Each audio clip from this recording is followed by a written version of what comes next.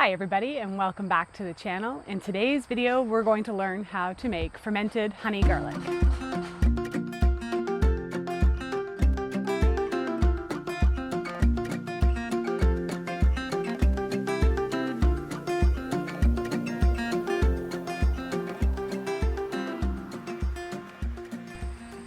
Our homestead days are really busy this time of year. I am spending most of my days in the kitchen, canning up food, making sure our pantry is nice and stocked.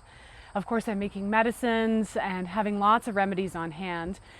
And one of the things that I make this time of year, every year, is fermented honey garlic. And I wanted to show this to you guys for a couple of reasons. One, it's really inexpensive. You need honey and garlic, and that's all you need. So in terms of a shopping list or needing to source really hard to find herbs or difficult ingredients, this does not fall into that category. And secondly, it is so easy to do. Anybody can do this. And you know, right now with a lot of folks heading back to work and with kids heading back to school, people are worried. They're worried about their immunity. They want to keep themselves healthy. And there's no better herb to be an ally with than garlic. Now we of course grow our own garlic here on the homestead, and I've actually pulled out some of the smaller cloves that we did this year. And the reason, you'll see why, I went with the smaller ones. As soon as I saw them, I thought these are going to be perfect for the fermented honey garlic. Now, why do we want to do this in the first place, right? Sure, it's cheap and it's easy to do, but why do I want to bother? Especially for folks who don't really like the pungent flavor of garlic, this could be a hard one to convince you. And let me tell you why. First, let's talk about garlic in the world of immunity. It is an immune stimulant. It's an expectorant. It's a decongestant. And it is a broad spectrum antimicrobial. What does that mean? It means it's going to fight bacteria, virus, fungi, protozoals, and it's even an anthelmintic, meaning it helps to expel intestinal worms. So pretty much every gnarly bug that you could potentially come in contact with, garlic can help. In terms of heart function, okay, so especially in light of recent events that are going on, a lot of folks are talking about how people with heart conditions seem to be more susceptible to the virus that's going around. Well, garlic is a cardiac, which means it's going to help support the cardiac muscle itself. It is going to help with cholesterol and blood fats. It's going to help normalize your blood pressure. It's going to help stimulate your circulation. So pretty much, and it's even a vascular tonic, meaning it's going to help to tone your blood vessels. So in terms of supporting heart health, again, we do not have a better ally. In addition to this, it's a really great digestive herb. It's going to help stimulate digestion. It's a carminative, so it's going to help with any functional digestive issues you might have, like gas, indigestion, bloating, IBS, those types of things. And then in addition to that, it is a digestive antispasmodic, and I forgot to mention, it's a respiratory antispasmodic. That's just some of the things that garlic's good at. It's also a pancreatic, so it's going to help support the pancreas if you have blood sugar issues. There's really, I can't talk enough, let's just say, about my friend garlic. So the biggest trouble that people have is taking the garlic, because it is very pungent, and trying to get folks to take raw garlic is challenging. And when we cook garlic, it still has a lot of these medicinal properties, but one of the main challenges with it is that a lot of the medicinal properties of the garlic are, I wouldn't say destroyed, but lessened when we do cook them. So ideally we want to take it raw. A great way to make it tastier and more enjoyable to take is to ferment it in honey. So before I get to explaining the process, I'm going to show you my batch of fermented honey garlic from last year. I still have some. Check that out.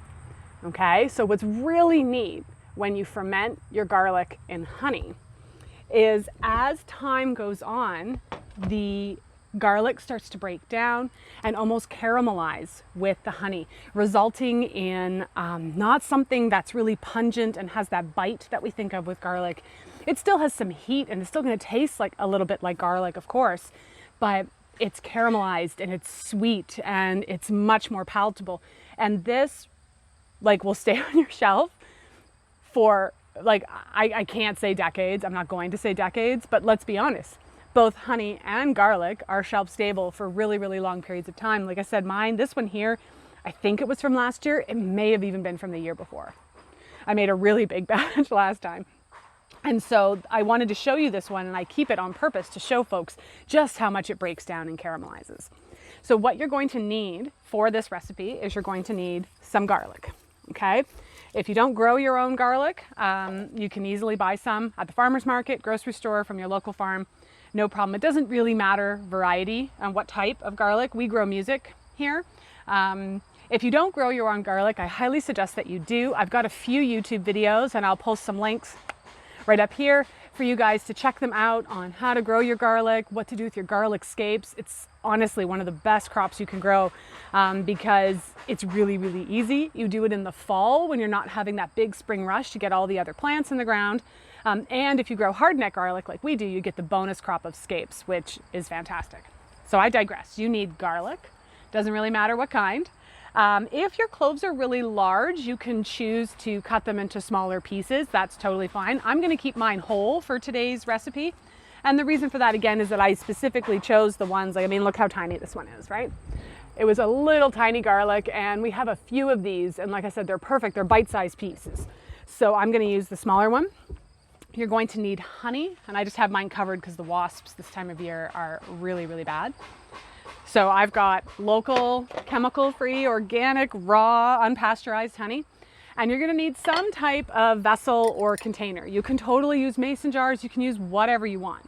I like these ones because they are easy to burp. You are, just like every other fermented honey garlic is going to produce carbon dioxide as a byproduct. So, and it will start to kind of ooze out of your container a little bit. Don't panic if it does that. That's really, really normal.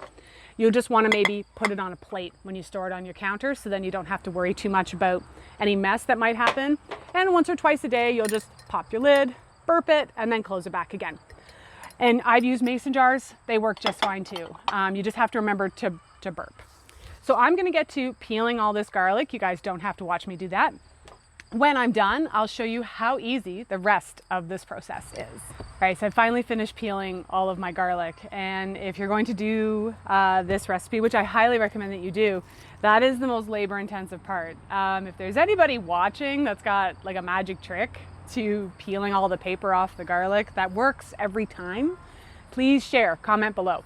I would love to hear that. So you can make this, I should have mentioned earlier, I'm just going to top up this jar here.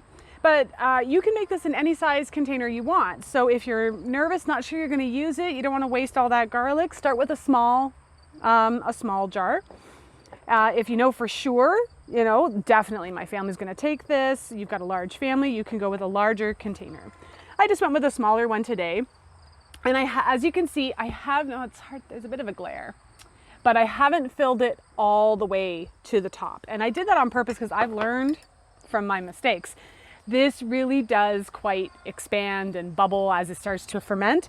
So you really want to resist the urge to fill it all the way up to the top. You're just going to have so much stuff oozing off the sides. It's really no fun.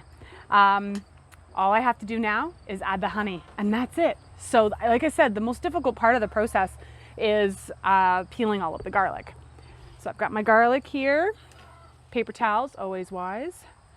And you're just going to pour your honey over your garlic. I like using a chopstick because, you know, it allows me to kind of move things around and let that honey soak all the way through. This will be ready to start consuming in as early as 3 weeks, but it's still going to have quite a pungent bite to it at that point. However, you know, it will have started the fermentation process. The longer you let it sit, the more caramelized everything will get, and the sweeter it'll taste, the more the garlic will break down and lose some of that heat and pungency that it has. So for folks that, you know, raw garlic upsets their stomach, this is also a really excellent option too, because it does really temper that pungency. So you just want to make sure all the cloves are covered, and that's where something like a chopstick or a knife, just to kind of poke around and make sure the honey is getting all the way down to all the crevices and parts. I'm almost done. Just so happened to bring out just enough honey. And there you have it, folks. I just made a batch of fermented honey garlic. That's how easy it is. And so I'll let this sit on my counter. You do want it to be at room temperature. Let this sit on my counter for weeks, for many, many weeks, because we still have some left from last year. So we will start taking that now. And by we, I mean, like, my son won't even try it, even if he thinks he'll, he's already convinced himself he won't like it. So yeah, just want to make sure all those cloves of garlic are covered with honey. Some are kind of floating to the top, but that's okay. And that's it. So remember to burp your jars. You really want to remember to do that. Check on it every few days. Make sure that all of the garlic cloves are nice and submersed below the honey. And the longer you let it sit, the more it's going to caramelize, the more it'll start to break down, and the tastier it'll become. This stuff is to the point where, like, I can easily just take a spoonful and eat it. It's not even, oh my gosh, it's so good. It's not even spicy at all. It still tastes like garlic. Like, I know it's garlic, but it's lost that bite and that edge. It's quite delicious. And if you like, if you're a big garlic fan, I know some people who will have it and spread it on a piece of toast, because the actual cloves will become nice and soft too and will spread for you. So that is it. This is fermented honey garlic. This is going to help support your digestion. It's going to help support your immunity. It's going to support your heart function. What isn't it going to do, right? So I hope everybody stays well and healthy this coming winter. On my plate for when it most definitely oozes out. Let me know if you make this. Let me know what you think. Let me know if you already make this. And definitely comment below if you've got a trick for peeling garlic. Hey, buddy. So until next time, this is Corinne from Spiraea Herbs saying be well, be healthy, and see you next time.